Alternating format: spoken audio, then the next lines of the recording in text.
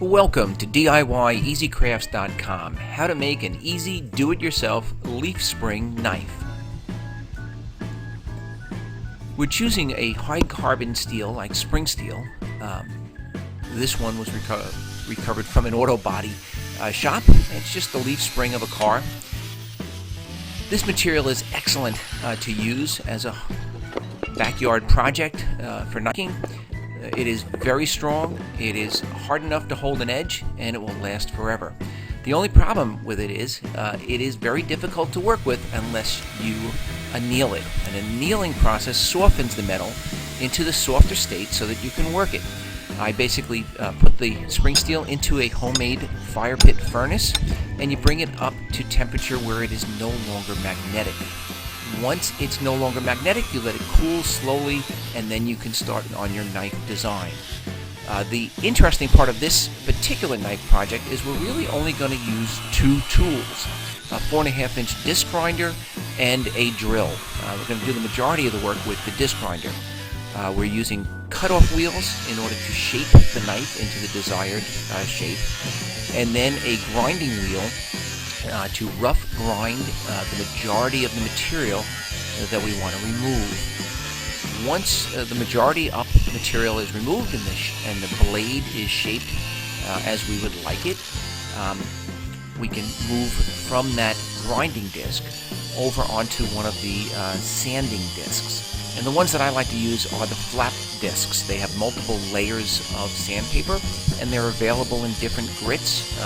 If you start out with a 40 grit, it's amazing how much material you can remove and quickly.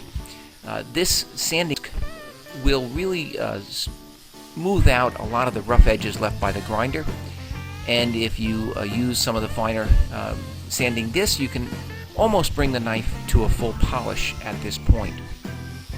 Now, before we go too much further, while the material is still soft, you do want to drill 3 holes through the handle, which are going to be for the pins, and then you see that I'm drilling some additional divots in each side of the handle, and that's just to help the glue, the epoxy that we're going to use on the handle, to have something to bind to. The next process is going to be to heat treat the blade again. We've already carved it and cut it to the right shape and ground it down. Then it goes back in the furnace. Again, it's heated up until it's no longer magnetic. And then instead of letting it slowly, this time we're going to quench it in oil.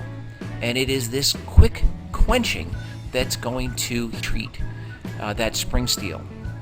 The only problem is now it's going to be very hard, but also very brittle. It'll hold an edge, but it will not be strong. If you hit it against a tree or it was a throwing knife and you threw it against a tree, it would probably break. So we have to do one more step, and that step is called tempering the steel.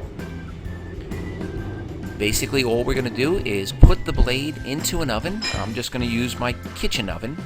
We'll heat it up to approximately 350 degrees and cook it for about 3 hours. In addition to that, we're not going to remove it from the oven after 3 hours. We're going to let it cool overnight. And that gradual cooling will temper the spring steel so it will be hard enough to hold an edge, but strong enough to last a lifetime. The last step before polishing the blade is just going to be to add a handle.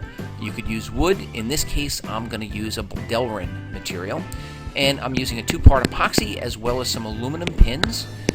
I put it in a vise afterwards, and once it's hardened, once it's secure, then I'm going to carve that plastic or wood, if you chose to use it, with the same disc grinder with one of the finer sanding wheels.